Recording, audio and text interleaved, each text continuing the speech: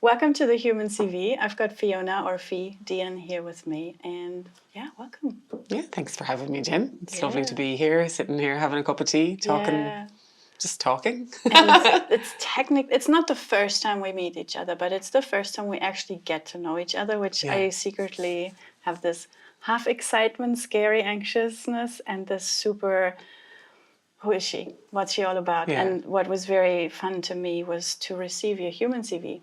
And you were filled in with so much care and so much detail. But I first don't want to even dive into it, but I noticed your earrings and they say whānau. Yeah. So you chose them obviously consciously. You decided I'm going to decorate myself today with the words family and Māori and te reo. Yeah. Why? What is the big value and support that your family gives you? Yeah, and yeah, you're right, I was intentional, about choosing to wear them today. I think I wouldn't say I make a statement with my fashion choices. That's certainly not me.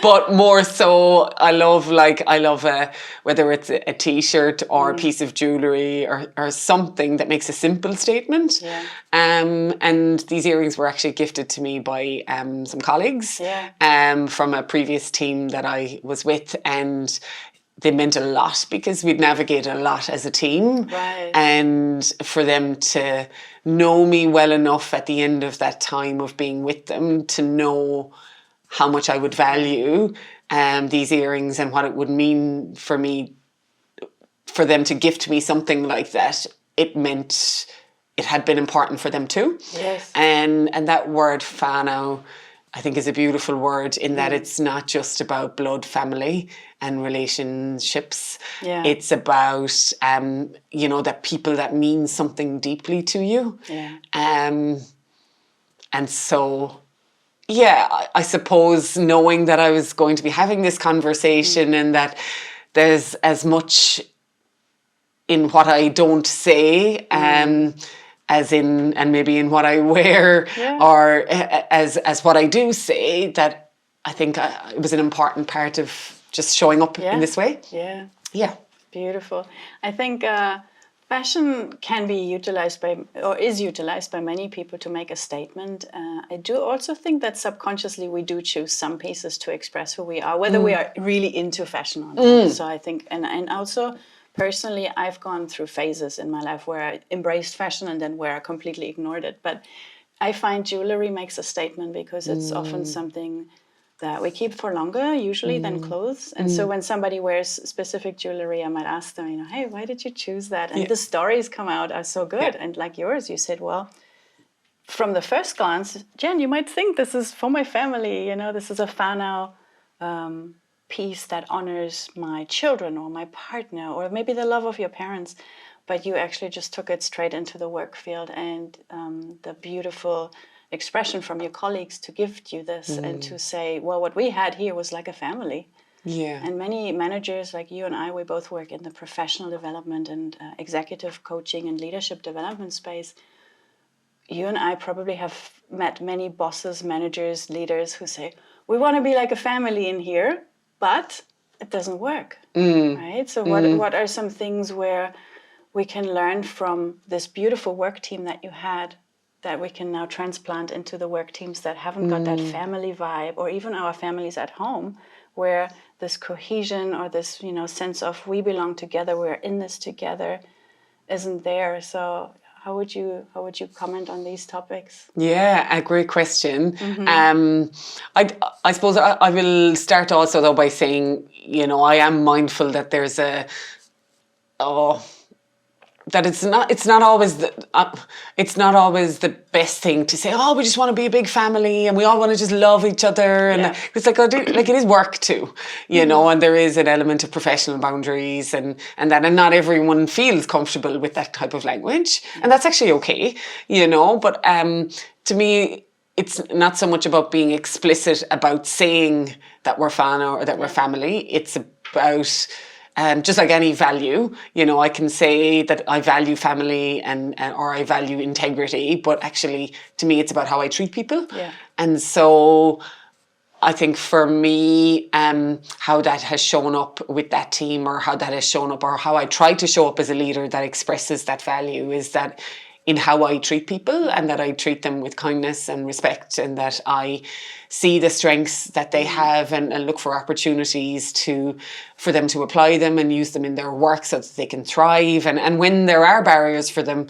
knowing that they can come and talk to me, them knowing that my door genuinely is open. And I hope, I suppose, that that's something my kids will always see as well, that that, you know, even when they're in trouble or when they're struggling, you know, that they're able to come to me to help me, and I can help them with solving that problem. And I suppose that's probably the similarity I see between the two.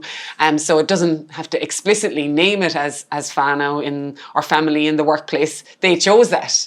I don't think I actually ever use that word to describe our team, because maybe I'm conscious that not everyone resonates with that, but I try to express it through my actions, and there are a couple of the ways that I think about, and you know, whether it's through those one-on-ones that you're having regularly with people, to say to them, you know, have you got what you need to achieve what we've set out here? And if you don't, tell me, because then we can address that, and or what else do you need? And just kind of those continuous check-ins, and not micromanaging, because I'm looking, you know, these are adults, you know, and people want to be managed differently. And, you know, we would find ways that honoured people's different ways of working. And for some, it meant actually they loved that weekly catch-up and wanted that weekly catch-up. And it was important for them. And for others, it was like, no, bi-weekly's fine, you know, or, you know, if we don't need one, let's cut that, or I'll come to you when I need something urgently, but we'll make sure that we check in. So it was about adapting as well, and acknowledging people's individual needs, but yes, that there is collective purpose, and that we are working together for a common purpose. Beautiful. I just, the personal satisfaction I get from these interviews is not only to meet amazing people and hear what they are passionate about, or how they approach work life or family, or all these things, but it's also, in your particular case, there's a lot of things that are like a mirror for each other. You have what is called the Clifton strengths now. It used to be called Gallup.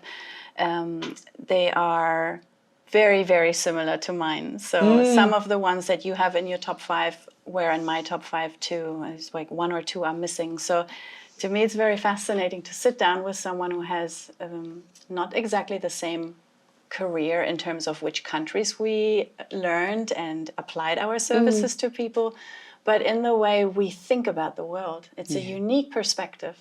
And when I created this human CV, my highest values, like you said, the ones we have to actually live and present to others, not just have on a plaque on the wall, is the simplicity and accessibility. And so that was my only reason for taking the Clifton strengths out of the human CV. They are in my personal arsenal that I love referring to, and my partner is currently exploring his strengths too.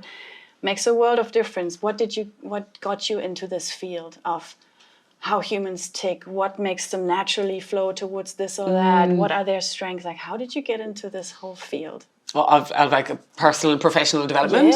Yeah. I think learning has always been a core value, even before I knew that it was. I think as long as I can remember, I've always loved trying new things. I've always been curious.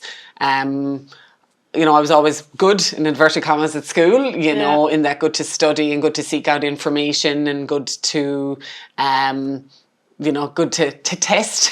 I suppose I was a bit academic, but on the other side, I was also very sporty. But I think part of the drive, though, for that was not about the testing bit. It was about the drive for seeking knowledge and understanding, whether I knew that or not at the time. It was probably, I think maybe at the time when I was a kid, it was more about, this is what I'm supposed to do, and I'm a bit of a people pleaser, so I will do it.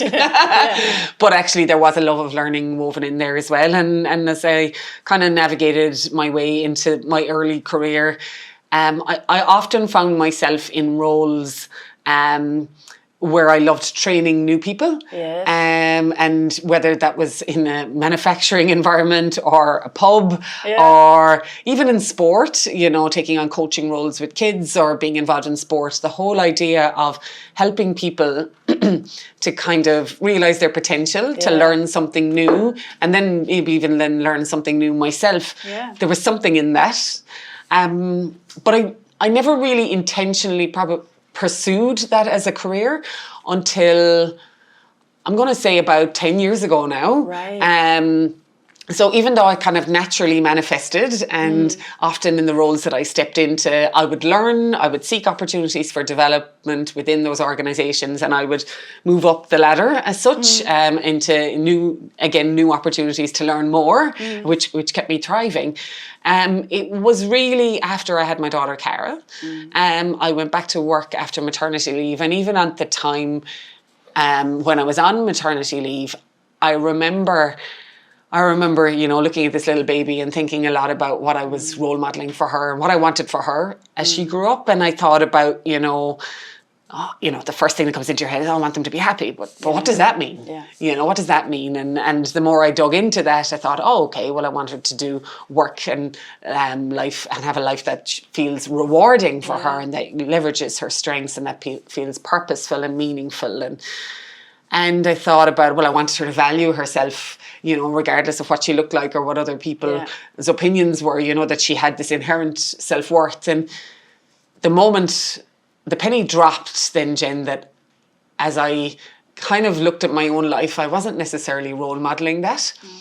And so it was a bit of a slap in the face, to be honest, to me, that kind of like, but how will she know if you're not role modeling that and you're not pursuing that work that's meaningful, that aligns with your strengths and who you are and where you want to be, instead of what you think it should be, then how's that going to work? Because do as I say, not as I do doesn't cut it. It definitely doesn't. Especially not for kids. No, it definitely doesn't. And even though I didn't know that at the time, and I suppose after that then began a real journey of seeking more intentionally shaping the work I wanted to do. And so over the last 10 years, I've intentionally sought opportunities to do more in that learning and development space, to do more in that space with individuals, teams and communities, and holding space for them to grow and to thrive, and to navigate hard stuff. And over that time, a lot of self-reflection then around, well, you know, on every project or on every fixed term contract or every piece of work that I do, was that closer to what I want to be doing? What did I take from that? What did I contribute to that? And so they're constantly kind of self-reflecting and refining and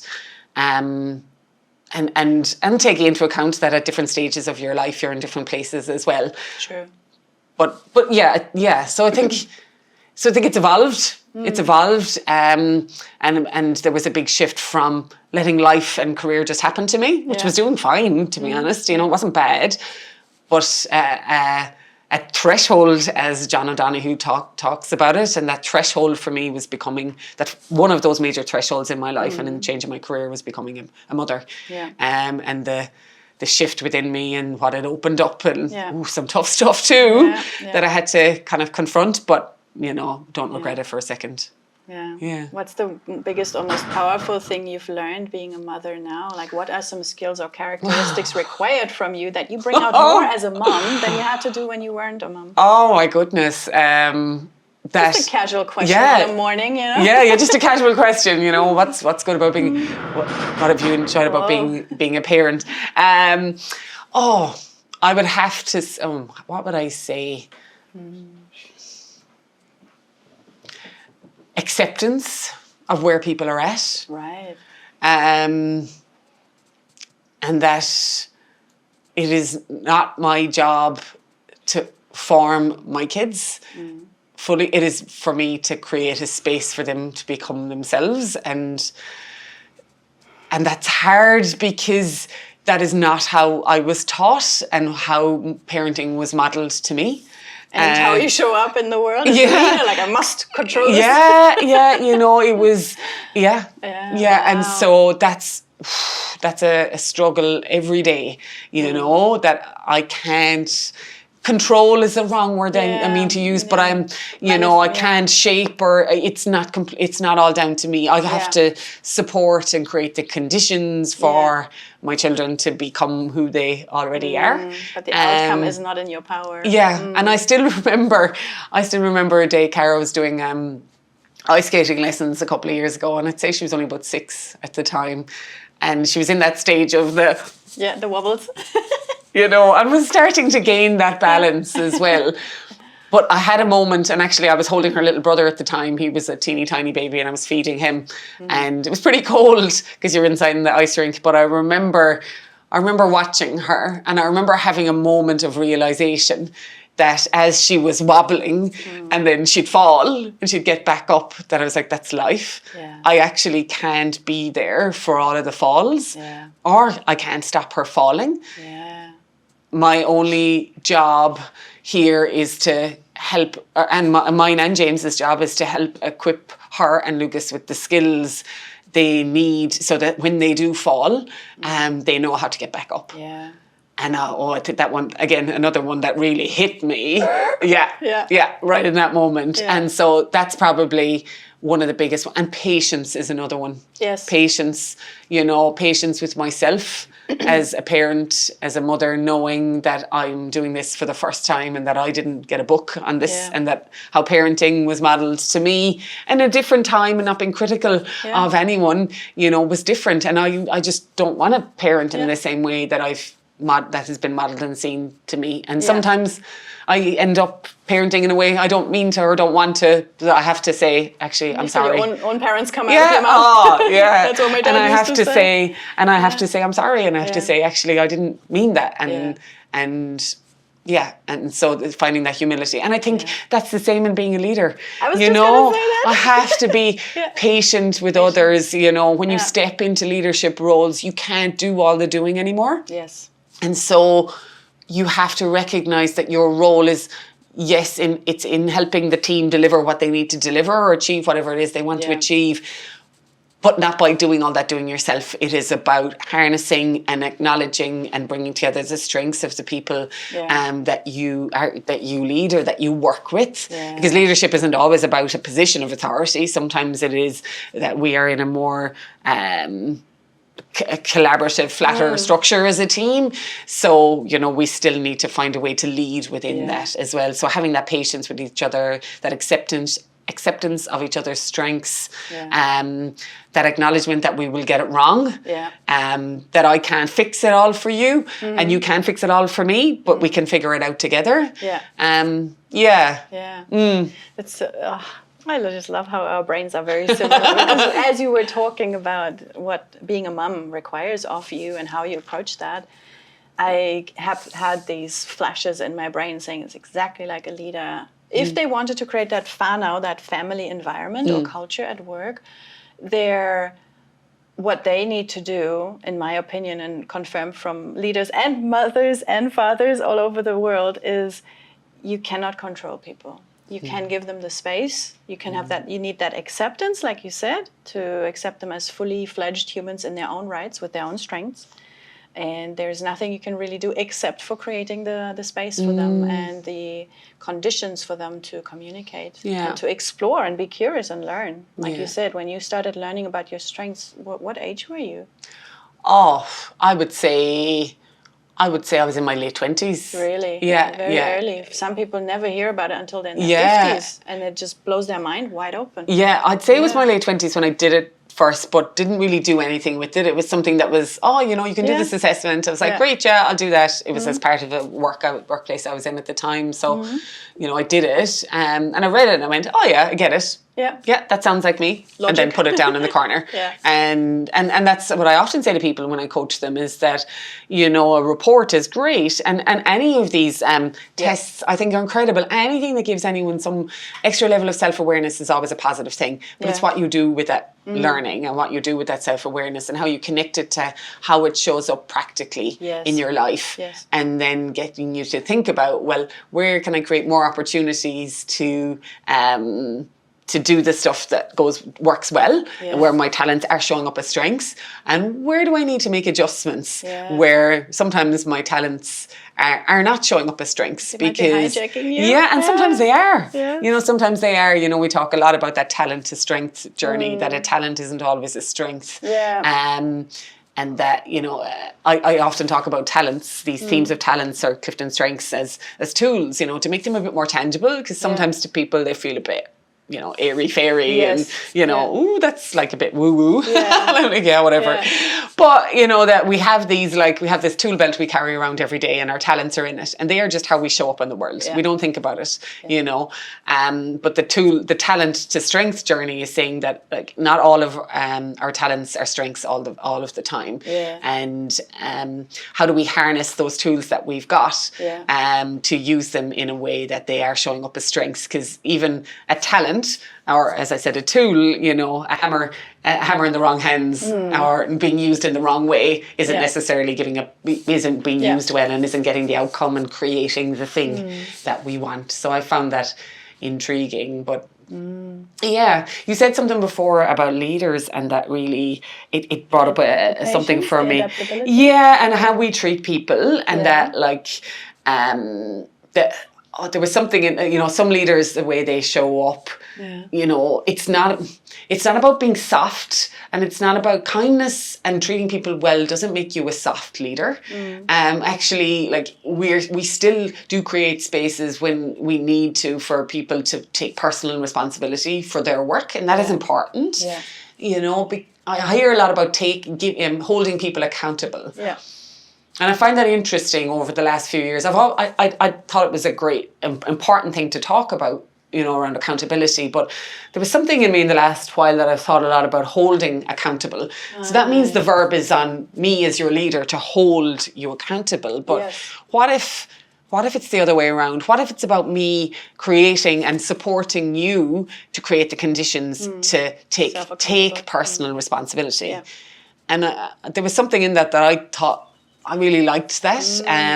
That, like, there was something in that I liked. And there was something else when we were saying there about leaders, that it's not always, again, treating people well or being kind as a leader does not mean that we don't hold people accountable or create spaces for them to take personal responsibility. There's a difference between, and it was a recent podcast I was listening to with Brene Brown and Adam Grant about her new book, and it was in the first they talked about some leaders feeling they needed, that demanding meant being demeaning. And I went, ooh, big thing. I was like, ooh, you know, so to be demanding as in, I don't necessarily see that as a bad thing. No. I think I see it as, I have high expectations of you because I know what you're capable of. And okay, I'm not stomping around saying I demand, but, you know, I think we can frame demanding as a way, as a positive thing, as having high expectations for people. But often people will shift into, some leaders will think that to get results from people, they need to become demeaning. And that's where you create those, unfortunately, teams where people are driven by fear and shame and blame. What a vicious cycle. And when someone moves from not being the leader, especially within the organization, to then becoming the leader, those topics become very large in their minds, because they go, am I demanding something? Am I acting in a demeaning way? Is this person, you know, being over supported by me? Am I people pleasing as a leader and try to make everything happen that I technically should delegate? Like, there's so many little things where these topics become huge in the eyes of every leader, on top of what they're actually supposed to do. It's the whole in between the humans that is going on, where they have to understand themselves and then the others, and then how they lead and how much to lead and which times. So you and I got into a field that is so full of complexity, and we enjoy it. We're strategists. So like, we both are strategic. How people think. Yeah, and I really love how you said these tests, they all hold value for people if they apply them. And so, yes, I had to make an executive decision for which tools do I put into this human CV project. And I decided against the Clifton because it costs a small fee. But I highly, highly recommend everybody who watches this to explore them. I found them to be very today proof. They use vocabulary and language that is useful in today's world. It is based on long traditions of development and tools and insights and assessments, and yet they have found such a good and data-driven, strong research background in the Clifton, and I know it as Gallup because I've been in it for a long time. So they've rebranded, so I keep calling it Gallup Strengths, Clifton Strengths. And when you first saw your top 5, they were revealed to you and you were in your late 20s and you wrote your top 10 even down here. So I'm just going to go with the top 5 for now. You wrote strategic, individualization, learner, futuristic, and communication. When you first saw that and you weren't doing the job you're doing now, you weren't in the coaching and professional development space, how did these traits or skills show up in the work you were doing back then? Did you already notice some of them show up naturally in the work? Yeah, I definitely noticed some, and others. I was like, well, what is that all about? Because I just didn't really know it then, and I thought to myself, strategic. What what was I doing with strategic? What does it mean? You and I have strategic. What does it mean in human language? Well, for me, how it shows up for me is if I'm thinking about how I'm going to approach something, quite quickly I can assess the different pathways forward and make decisions and cull so I can determine the best strategy. And so that can often happen quite quickly internally, in my brain. And, so I will often go quickly from A to D once I have the sufficient amount of information. And so that's where my learner kicks in as well, because I can be assessing those different strategies for moving forward in my head. And if I'm thinking, well, I don't have the information to make that decision, I'll need to go off and find it. Also as well, my futuristic can feed in there too. They often play very nicely together in that my futuristic is about seeing that vision for the future. So it makes it much easier for me to cull the decision around which strategy I'm going to take to move forward once I have a vision for the future in my head.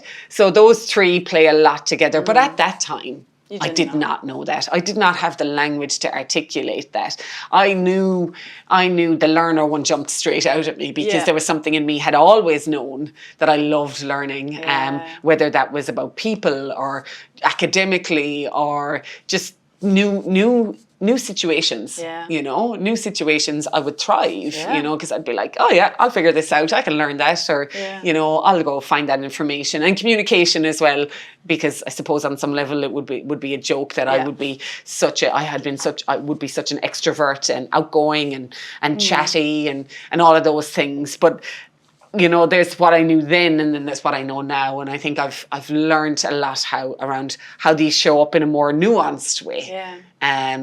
So I definitely found value in it right at the beginning, but it wasn't really until I got some coaching. And that really helped me unpack how those tools were contributing to and how they were showing up in the work that I loved doing, and how they were not showing up in work that drained the life out of me. I was like, how do I get more of that learner in my next job? How do I do more of that? And it's not about, I think when I coach people or when we work in teams, it's not about that you get to do work that's in your top 5 or 10 all the time. That is pretty rare. But where do we create the conditions where we can mostly be in those spaces so that when we're aware that we're doing the things that are a bit less fun in our role, that we're still energized in other areas. And so we know we just got to get that over the line and get it done. 80-20, we do 80% strategic stuff, we can deal with the 20% admin. 100%. That's exactly, because there's some stuff you just have to do. Yes, of course. And it's not that you can't do it. You can. I just don't like it. It's just a bit like, oh. Exactly. We had different techniques, little tricks, that people use. Some put a to-do list down, and after each achieved item, she put a little chocolate square. So when she's finished it, she was able to have that little chocolate. So that was her way of being motivated. I would love for you to riff on that topic. I'm not sure if you have an answer because I don't have one. Well, maybe. You and I both have strategic in our top. Or even our leading strengths, and individualization. I have strategic also. I have individualization and learner and relator as a high. So somebody who hires us, who wants us to give them what we know, how we show up, our skills, our values, they see you and I have strategic, they want that. Yeah. If we do no longer serve them, contract ends, we move away, whatever, how can they fill that need for strategic foresight with tools, techniques, apps, something that we naturally bring with, that our brain naturally does, but they don't have it? How do you think they could have more strategic perspectives in their life? Like, how do they use our ways of thinking if they don't have us? It's a weird question, and I'm still trying to find out. I think my compensation is to make cards and facilitator tools. How have you found, let's say your partner is not really strategic and he needs some, input from you on something. You're like, oh, you could have done it yourself. Just use this. My method is ding, ding, ding. Or like, is there a way that you have started dissecting your own genius? Ooh, that's a great question. I'm like, whew. Because it's super hard to explain to other people how we do things that are so naturally for us, that come so easily to us. Yeah, the first thing that comes to my mind, and this is probably very strategic in itself, is like, I think about documenting a process. Yes. I think about documenting a process, and whether that's and that sounds really like cold and hard, and no, I'm not saying go off and use ProMap or anything like that to map a process, but it might be even a journaling process or a series of questions that you can walk through as a team. So that's what I think about. I think about what are the questions that maybe you can equip people with that would guide them through some of the same process. Now, they will probably not get the same level of depth. It's not the same as having the person in the room who has that strength.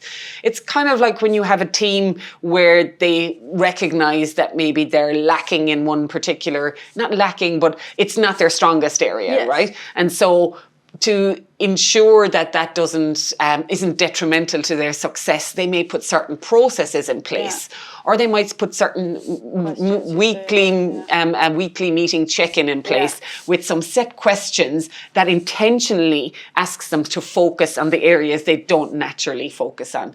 So I think that's what comes to mind for me is, how can we document a process, but something a bit more, it doesn't have to be as formal as a process. It might be a weekly check-in. It might be, but a set of questions that can guide the thinking, because that's what strategic generally is. It's an internal process. It becomes an external process for me when I match it with communication, which is a really good thing when I'm with a team, because if I do the A to D thing with the team and I keep doing that's not good for the team. So that's another example of my talent not being a strength if I'm not articulating the thinking, because then the team gets left behind. And if I do that over and over again from a trust perspective, that gets lost. But I think, strategic being that thinking strength for me, if we can map out a process or a set of questions that can support an individual or a team to navigate that process and draw out some of the gold, that within them, because they still have those answers within them. Yes. It's just, it's not that they don't, it's harder for them to access. Exactly. Yeah. So that would be my suggestion as a tool. A regular, what would Fee ask? What would Fee ask? Yeah, there you go. What would Fee ask? And it's like having a couple of questions that are kind of intentional into that area of focus, or that they can apply over and over again to, maybe it's different topics, but you've got this little tool of questions, to unpack the problem or unpack the issue.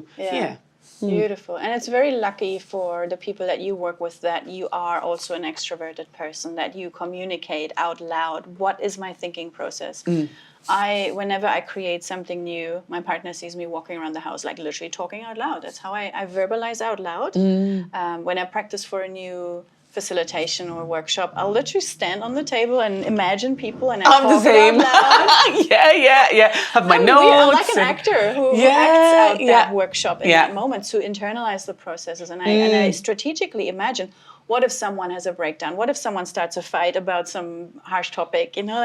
I love strategically wandering into the future and exploring life paths or, situation outcome paths. And this what might happen question is one of my favorites. And if I'm in a good headspace, it is obviously very useful.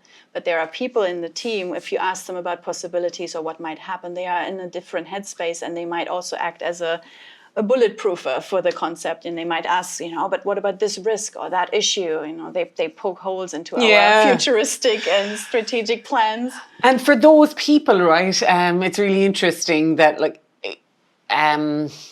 their strengths could be something like restorative, or which is like around the problem solving. They notice the problems, and so they're drawn to. And it's not about them being negative. They often get misconstrued as being negative, but what it is that they don't like to sweep problems under the carpet. Yes, they like to expose them. They want to make sure that we're not ignoring them, but it can come across as negative. So how do we frame conversations or create spaces where people can use that strengths language to say, well, actually, that's your restorative. Awesome. And setting and holding some space to say, well, actually, we know that some of us are more naturally wired to seek the risks.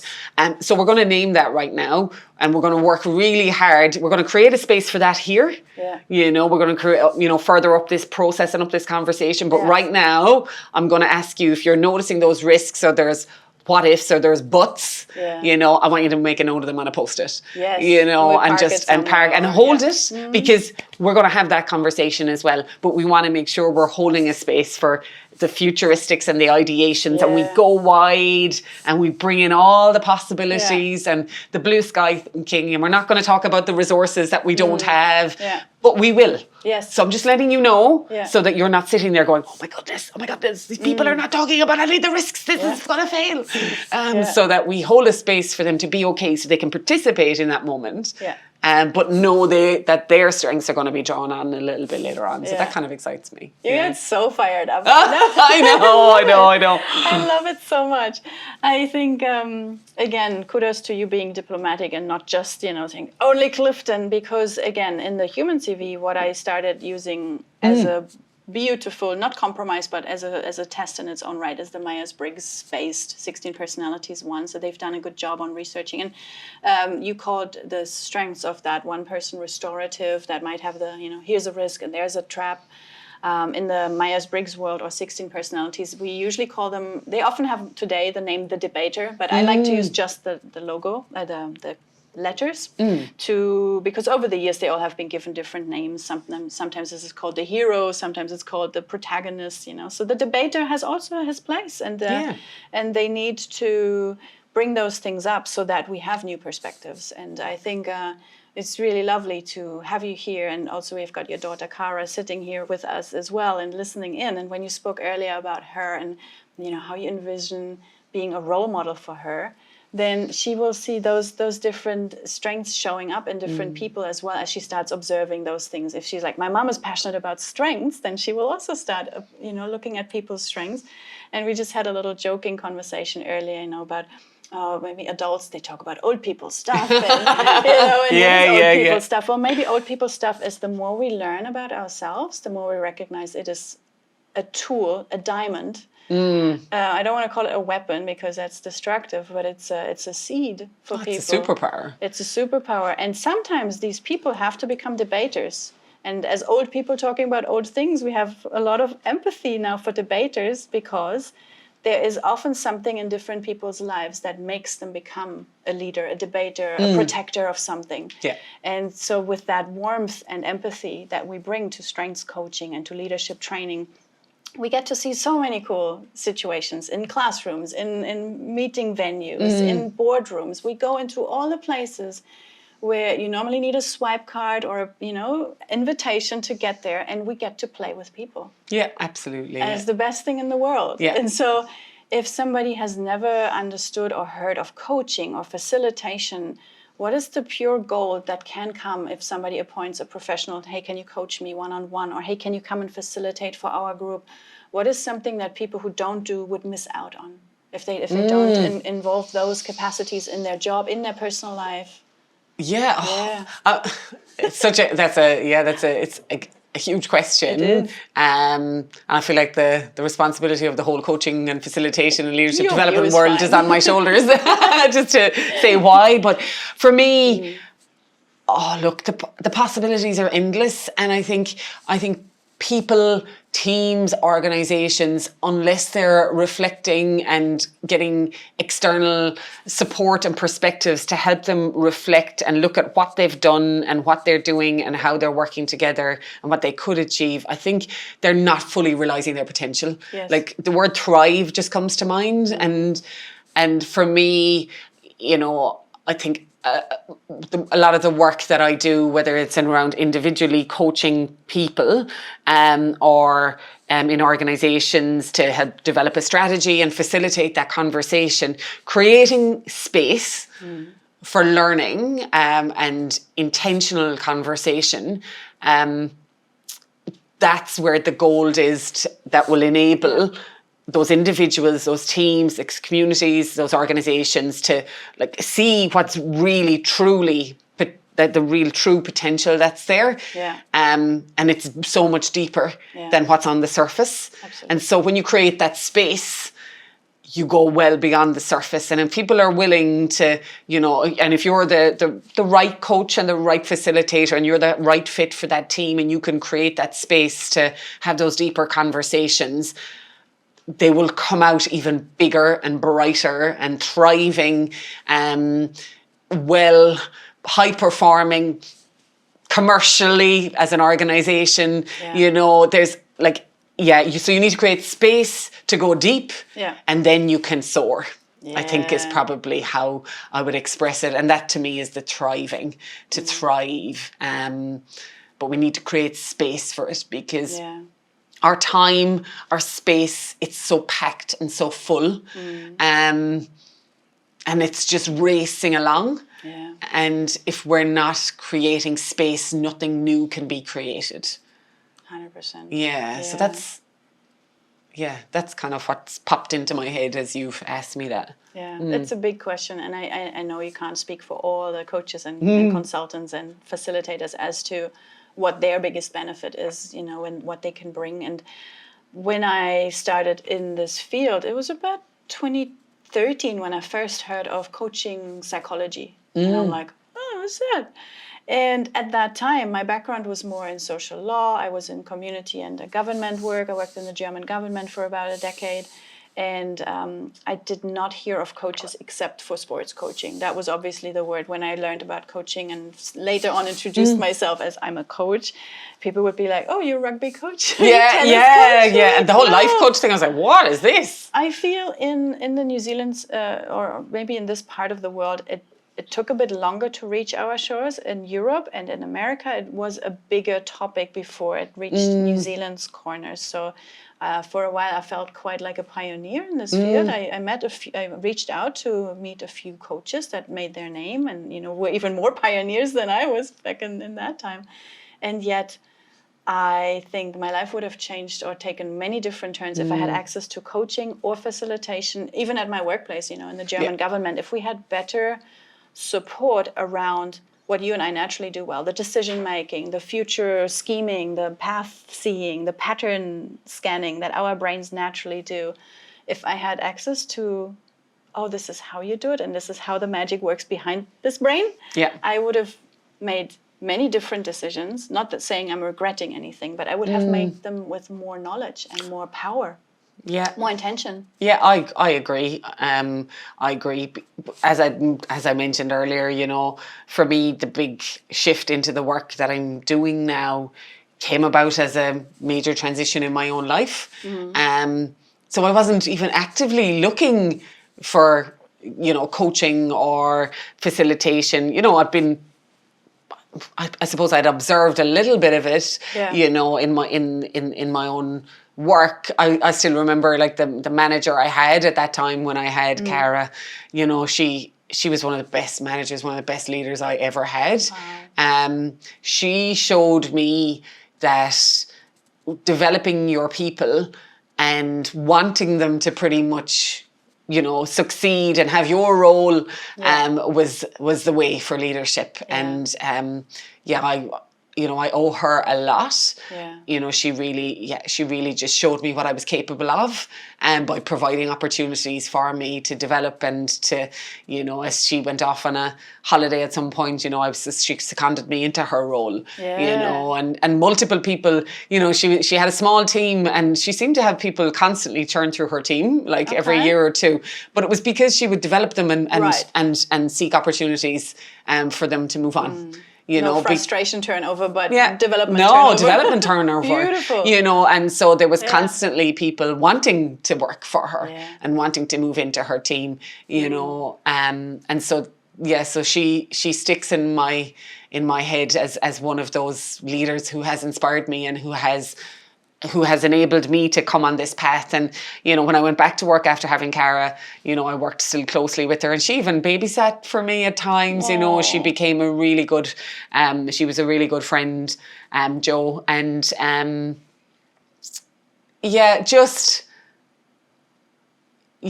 we, you know, when I came back to work and I started to carve that new path I talked about around career, she couldn't have been any more supportive. You know, what is it you need to do? What is that learning you need to do? Is there, you know, how do we support you in this? And while she'd been a boss and a manager, she became a friend as well, you know, over that time. So big questions, eh? Yeah. And shout out to Jo for being such a good role model, because and for showing that the external numbers, let's say high staff turnover, would freak me out if I ever go into a company and they say, oh, we had this much turnover. I would be like, eek, something is wrong. There can be a situation where the leader is just so freaking good that the people come in, learn, got what they wanted, and move on. And that is just as much to be celebrated as you know, just somebody who's staying with a company for a long time and developing slower, or are comfortable in whichever field in the company they are. Yeah, it doesn't mean you gotta it's not actually run around, make that life so racy. And I think a lot of people were staying within the organisation, so that said a lot as well. That, you know, that there was a bigger picture for her or for the organisation, that actually she was. Often where we were working, it was a contact center kind of environment, and people, you know, they're often the doorways into government departments, as well, because people come in at that level, and then often, so that's common anyway. But the reality was people were staying in the organisation, and they were sought after because people knew that they were being trained well, people knew that they were being developed well, and that they had, you know, so if they were coming out of that part of the business, they were actually going to get great people. And so the bigger picture is that the organisation was getting to keep great people. And I'd rather see that happen than them all walking out the front door. You know, true.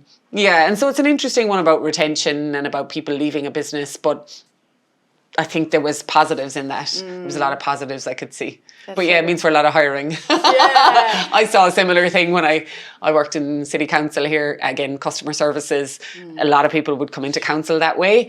But I knew that the training and the development and the opportunities people got to learn, because they were taking calls and understanding the whole business of council, that every other department wanted them, you know. So we were like, how do we hang on to these people? Just even for a year. So at least they can be, you know, because otherwise you're constantly hiring.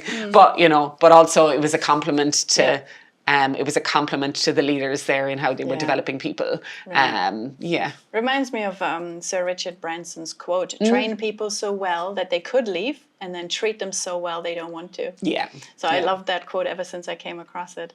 I would love to bring something that's a bit more provocative, and I know you can totally hold the space for that, because as people, like coaches, you and I, facilitators, who look at who are you, what makes you great, we might often get accused, we might sometimes get accused by people to just, you're just navel gazing. This is a luxury of, you know, the Maslow's hierarchy of needs. The top is self-actualization. The bottom is you need food, you need water, you need shelter. You have this beautiful clash in your CV of having, you picked your top 2 sustainable development goals as no poverty and gender equality, very grounding, foundational, this must happen first before we can even think of what are your strengths, right? How can we marry up, as we are in this, you know, we have so much responsibility in our jobs, we can literally change people's lives and mess them up with the wrong words. As a coach, as a facilitator, when we say the right things in the right space, people will soar. When we say the wrong things in the right space, people will crumble. How do we still manage that focus on the basic needs? You selected no poverty, people have access to basics, and at the same time, our jobs, our things that pays the bills is about airy-fairy, woo-woo, oh, totally. high fly, futuristic. How do we marry those needs up? And I'm very mindful of that, that actually that's a very privileged space to talk about, because if my basic needs are not being met, if I don't have food and water and a roof over my head, don't you come talking to me about mindfulness or doing my strengths, you know, it's like, are you off your head? You know, so very mindful of that is a very privileged conversation to be able to have, and that, you know, it's not always possible. And so, as you said, I chose out of those SDGs, the Sustainable Development Goals, no poverty and gender equality. Seem polar, you know, seem polar opposites, so far apart, because if I'm someone that is, you know, and I'm not talking about just white feminism, like, you know, women, you know, where we're just advocating and talking about equality being women in boardrooms or women in leadership. We're talking about like deep intersectional feminism around, you know, women all over the world and their basic rights being oppressed, you know. So what good is Clifton Strengths, you know, in that, you know, this could be the question. Freely. And the same again around the poverty side of things. How do I marry that up? That's a really great question. So a lot of my work in the last couple of years has been with an organisation called Leadership Lab. And while I am under no illusion that to someone who is deeply suffering from either of these, systemic failures, right? What I have learned through the work I've been doing with Leadership Lab, the tagline of Leadership Lab is fostering collective responses to complex issues. So how do we collaborate together to address the complexity of some of the things that the world throws up? And one of those really complex things is around systems change. But at the root of it, both gender equality and poverty are as a result of broken systems and ways of working. From my perspective, the leadership development and Clifton Strengths and self-awareness side of things, that the power of that in creating systems change is in working with those leaders who can advocate for and who can speak for and lead in driving change in these areas. So I'm not saying that, again, that the person who is and actually maybe a person who is at the center of this becomes that poster child or becomes that advocate or becomes that person who can step into a leadership role. How we can empower them and support them is by helping them to fully realize their potential as a human being, as a leader, so that they can do better for these, so that it's not about those of us who are those privileged leaders stepping in and trying to fix for them. It is about us walking alongside those who are impacted by these issues, helping develop and support those who have the capacity to do so, to advocate and to lead. And so by maybe doing things like Clifton Strengths or leadership programs for them, we are equipping or supporting or walking with them so that they can speak for their communities, so that they can advocate for change, and so that they can help achieve or help address these gaps, these goals, these systemic failures. So that to me is how I connect the airy-fairy, navel-gazing, privilege-based personal development and self-actualization to these basic needs that people have.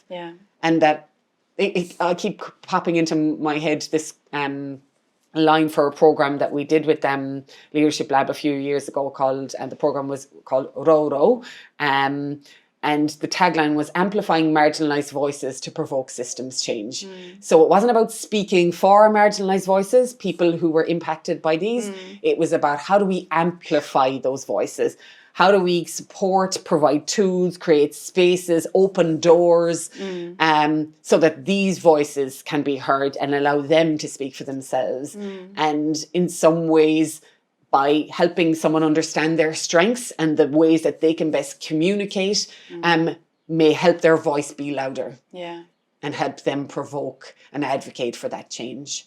So powerful, yeah. And so the name of that program came from the came from that Whakatoki, which is a Maori proverb.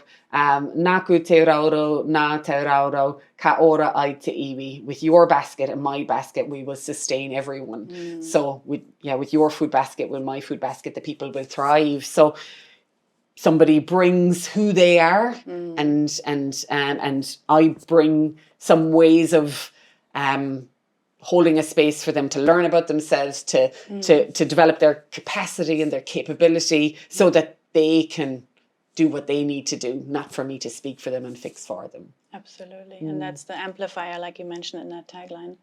So powerful. And you answered this question so good. Like I was like, I'm going to throw her a curveball and see what she's doing with it. And you just delivered. I would drop my mic, but it's clipped onto me. So amazing. I want to, there's so much I want to ask, but we're running out of this arbitrary time slot that we made up. But you also have done something that I'm arriving at. It's the shift from the one-on-one coaching to more groups, more facilitation, and more long-term engagements rather than fly in, do one workshop, fly out. I'm so used to the one-on-ones, the quick stuff, quick turnarounds.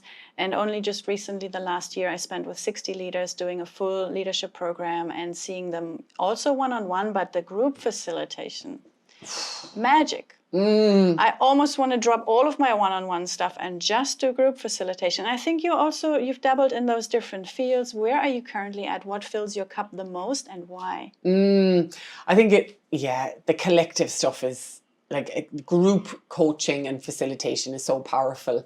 I think though it becomes more powerful when you do the individual stuff first. So when people have prepared and they've done some of that deep dive themselves, to then come to that group conversation, it can be even, I think it amplifies it. Yeah. It amplifies it.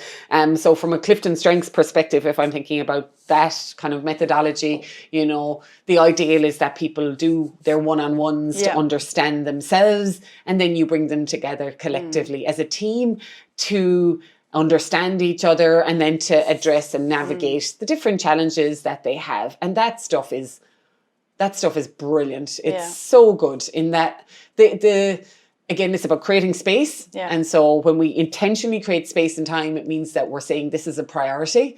I think there is something, the empathy that people can start to hold for each other and the understanding they can start to have for each other, and therefore how more effectively and more joyfully they can work together, then is just, again, amplified. It just goes up. It's amazing. Yeah. And then from a group perspective as well, not just the coaching, but when you're trying to craft something together, whether it's a strategy, whether it's a community, designing and developing something together, with that constant weaving of building relationships over time. And this is probably back to a Brene Brown one as well, is that like trust, to achieve something great, you need to have trust. And when I say achieve something great, I'm not just saying making a lot of money. Yeah. I'm saying like create something amazing from a community perspective, to build great relationships, to whatever that thing that you want to achieve or that you're working towards, or the idea that you're holding in your heart, because sometimes it's not always a really clear vision. But when you can bring people together and bring them together consistently, over time, to develop relationships and then do that work together and do that ideating together and that planning together, there's more trust. And so, because trust is layered, You know, it's not just one big thing you do for me that enables me to trust you. You know, I can like you, absolutely, but trust is different. Longer. Trust is longer term. It is, you know, multiple layers of connection and conversation and debate and understanding each other. And so for me, those longer term engagements, I get to see more of that trust build. True. And I get to see greater impact. And being part of that, being part of being on that journey. If I talk back to my strengths, I suppose my strategic, you know, I'm going along the plan on that strategy, on that journey with you. My futuristic is excited about what's possible for the future. And I want to be part of that. Yeah. I want to be in the waka with you. I want to be on the boat with you. So, you know, let me do that. And then my individualization being, actually, I see what each individual here brings. Yeah. If I'm with you and I bring, this is my contribution to the food basket, this, you know, is being able to weave that, then I think we can achieve something amazing together. Or we're just going to have a lot of fun too. Yeah. You know? Win-win either way. Yeah. So for me, that's probably that shift from the gold in the group facilitation, whether it's specifically around coaching or it's about achieving something or working towards something or unpacking something or understanding something. But where there's the opportunity to have those multiple connection points, that for me really... that gets me going a lot more. I mentioned it in my human CV, and I have to mention it here because I just love it as a word and as a concept. And I've talked a lot about Te Ao Māori concepts. And I speak about Te Ao Māori concepts, you know, I have to, you know, really clearly state from my non-immigrant, non-Māori perspective. So I don't have Māori heritage, but I have been gifted some beautiful and amazing learning from colleagues, and even through, you know, my daughter's school, where she's in a Reorua, a bilingual class, you know, and so I want to acknowledge that that's where my understanding comes from. And of course it's not perfect, but I love it, and it's gifted me a deeper insight into my own culture and my Irish heritage. But that word mehel, and so it's an Irish word, and I worked on a project with the Irish community here, which was around supporting our community leaders to better collaborate and how do we best support our Irish community here, you know, when they couldn't be any further away from their homes. But the idea of the word mehel, it means a collective effort for the greater good of the community. And it's an ancient Irish tradition of a group coming together for common purpose, working together and for each other to ensure that all succeed in achieving their goal. And I just loved the word. Mehel. Yeah, and it just, Beautiful. I think we can learn so much from different cultures and different... you and I were born in the Northern Hemisphere, and we grew up with maybe some Celtic traditions, maybe some pagan rituals, maybe something our grandmothers used to do to create cohesion in the village, to create community. And whether they had a special drink or a potluck or, you know, a gathering around a certain tree, it was grounding them into the roots stuff before they started going, you know, and what am I going to be in 50 years' time? And multi-generational thinking is part of the Māori te reo culture, te ao Māori worldview of let's not just fix something for this week. Let's build something that has trust, for example, that will take long time and multiple iterations to deepen. Once that is there, very hard to shake it. You know? It's very hard to really, like, even if your friend messes up, but you're like, well, we've been friends with them for 20 years. Like, they can mess up a few times. I've seen their whole nature, and it's a good one, you know, so I keep that friend, you know, you don't throw it out. You've built your foundations. You've seen it. Yeah, exactly. You've done that groundwork and looked at the foundations before, you know, you started exploring the what ifs and the maybes. You just made me think of, my husband and I are married now. We got married in 2013. How many years is that? 12? 12. And there's a picture of us on our wedding day, and I have a Seamus Heaney poem printed on it called Scaffolding. And I can't remember all of the words, but the last one is, we can let our scaffolds fall, confident we have built our wall. Nice. So I never heard that one. Yeah, it's a beautiful, beautiful poem. And it just made me think about foundations, you know, that, you know, yes, it won't all be perfect, and sometimes you won't have that scaffolding, but we've built the wall, we've put the work into it, we've built that foundation, and that's the same with relationships and learning together and developing leaders and and organizations, you know, what's the non-negotiables in your wall, Absolutely. in your foundations. I think it's really, really critical. But, you know, you talked there before about connection to culture and connection to who you are. And, you know, I've been 15 years now in Aotearoa in New Zealand. And yeah, and it's been incredible. And particularly the gift that I've been given of learning more alongside and learning more about Te Ao Māori and the way of that Māori lens on the world. And as I mentioned before, it really has challenged me to look, it's given me the gift actually of looking more at my own culture and what I didn't know. Right.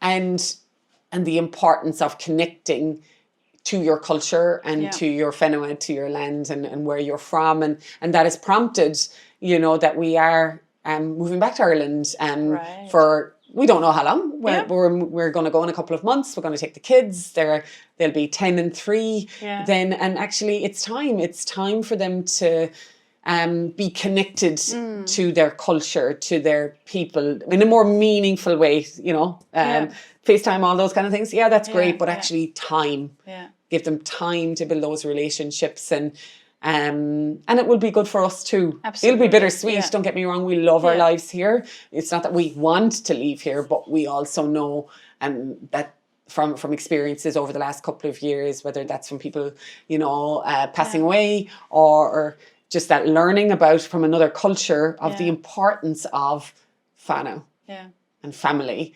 and people and relationships, and that you cannot get that back. You know, so we're going to embark on a new journey and we'll see where that takes us. The learner in you is happy. The learner in me is happy. The strategic head in me is like trying to work through the plan. Positivity is going to get you through it. It'll be fine. We'll work it out. She'll be right, as they say, or in Ireland, it'll be grand. She'll be grand.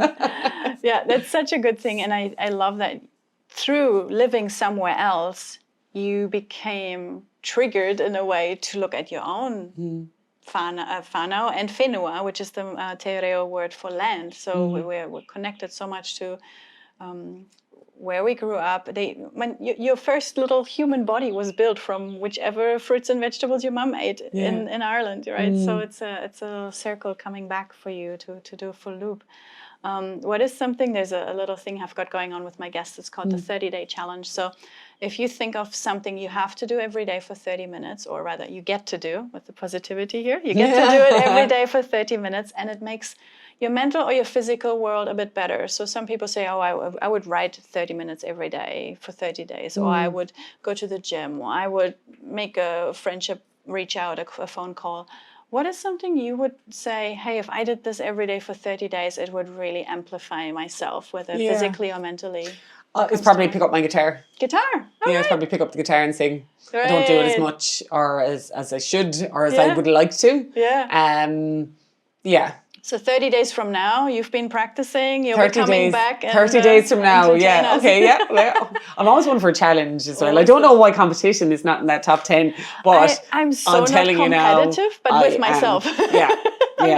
Like you could make a challenge between me and you, and I'm like, I don't care if I beat you or not. I just have to beat who I was last week. It's so Is that you too? I think, and maybe that's the learner bit. Maybe that is the learner bit in me as well. You know, that I'm always wanting to learn more. You know, and I don't know, but you know, there was a couple of things popped into my head because even recently, you know, I play a bit of football as well, and I'm like, when I'm on the pitch, like I am nobody else. Like I am just thinking about the ball, where it goes, you know. So I'm not mom. I'm not thinking about what needs to be done. I'm not my work. I'm nothing else. I'm completely present in that. Beautiful. And so if I could do that every day for 30 days, I probably would. But I can't really probably play football for 30 minutes a day every day. Good weather. But my second one soccer. is music. The second one is probably I want to do more of is playing the guitar, because it's one of those things that I do love to do.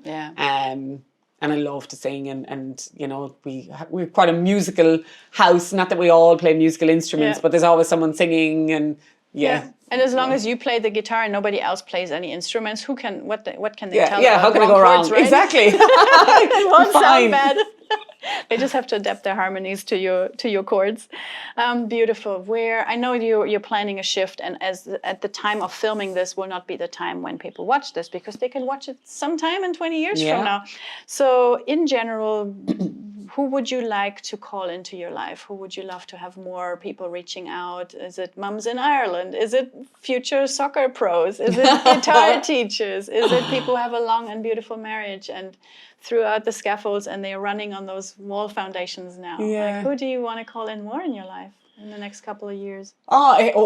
You know, knowing, I suppose, the plans that we have over the coming months, I think it is calling in for me, family, but the broader family, you know, in Ireland, not just, you know, siblings and parents, but, you know, cousins and friends, and, you know, to reconnect to those who are maybe more connected to our Irish language and culture. I want to, like, I've had the opportunity to learn so much here. I want to really dive a bit more deeply into those traditions in our Irish culture, and I've been reading a lot about it. But and I've been doing my Duolingo to really relearn our language. And my daughter's been doing that with me. So to me, they're the kind of things that that's popping to my mind most immediately, you know, with this upcoming transition. Yeah. But I guess, you know, more generally in my life, I guess people who want to do that kind of work that I've talked about there, that you want to do that work, but want to do it together and want to do it with someone else, and want to, you know, because I'm looking to meet people as I go back to Cork, as I go back to Ireland, you know, who want to do work in that space of helping people learn and grow and develop and thrive, but purpose driven. And yes, it's a living as well, but there is just, I want to connect.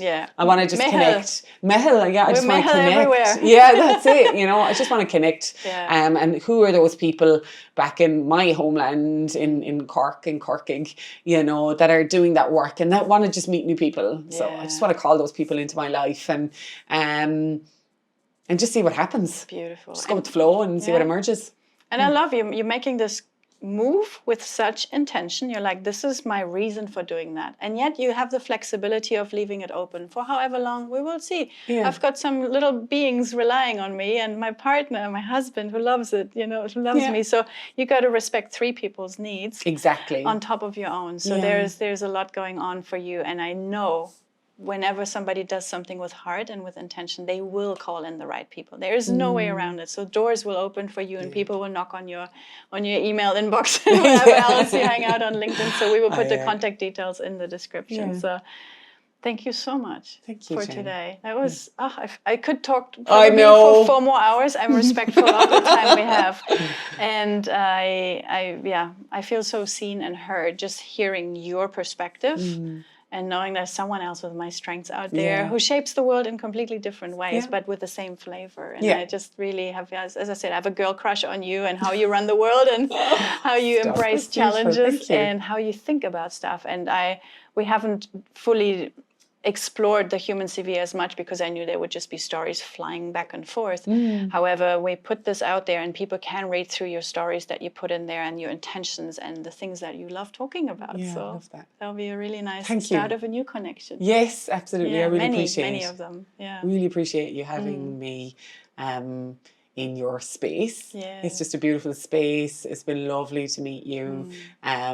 You know, I'd heard your name through Erica previously, you know, and so it was great to make that connection, and to Kai as well. While, you know, I know you're hiding over there behind the camera. It is really lovely to reconnect because I met Kai a long time ago with Erica actually, and it was probably in that formative time in my life after I had Cara, where I was trying to figure out who I am, and still am, but I'm definitely on stronger ground than I was then. Much clearer on who I am now. But so just really acknowledging you as well, Kai, and my daughter Cara is here as well today. You managed to stay quiet there in the corner. It's amazing. But just thank you so much. I love this work that you're doing, sharing people's stories, and just seeing what emerges. So I just wish you all the best, and thanks. Appreciate you so much, Fee. Thanks. Eek! Yeah. Oh my God, the time just flew. It did. Oh my God. Yeah. Just like, yeah, so good.